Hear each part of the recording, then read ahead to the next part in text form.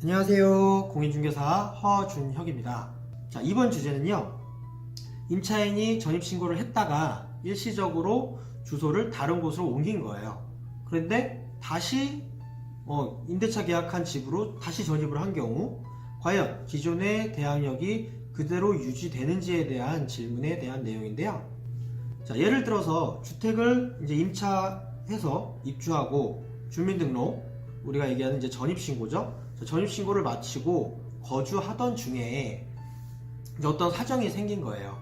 그래서 주소를 잠시 이제 다른 곳으로 옮겼다가 이제 그 어떤 사정이 해결이 돼서 다시 전입을 오게 되는 경우죠.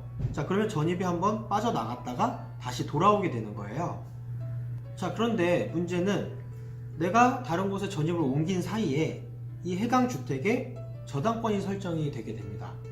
자, 이 경우 만약에 경매가 진행이 되면 이 경매를 낙찰받은 새 주인이 있을 거 아니에요?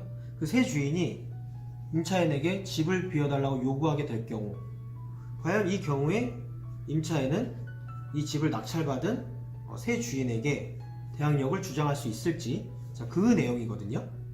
자, 여기서 임차인은 분명히 그 집을 점유도 하고 있었고, 자, 전입신고도 했기 때문에 대항 요건을 갖춘 상태죠. 네, 갖춘 상태예요.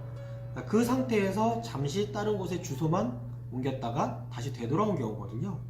자, 이 경우 주택 임차인은 분명 대항 요건은 갖추었지만 이 주택임대차보호법에서의 대항 요건은 대항력 취득 시에만 그 대항 요건을 구비하면 충분한 것이 아니에요.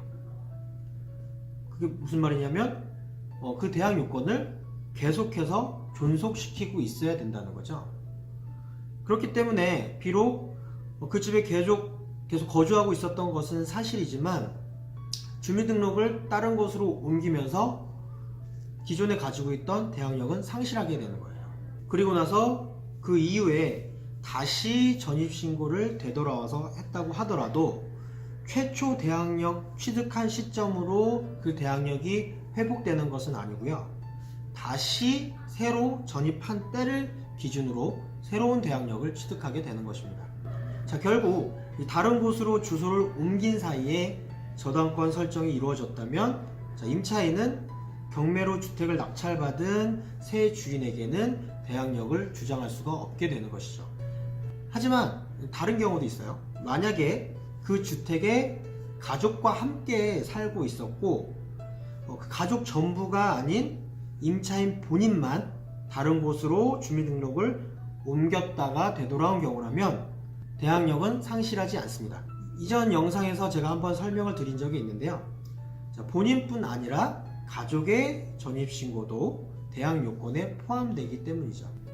자, 이처럼 대항 요건은 처음에 갖추기만 하면 되는 것이 아니라 그 대항 요건이 지속적으로 계속해서 존속되고 있어야만 그 대항력을 끝까지 주장할 수 있다는 점 반드시 기억을 해 두셨으면 좋겠고요.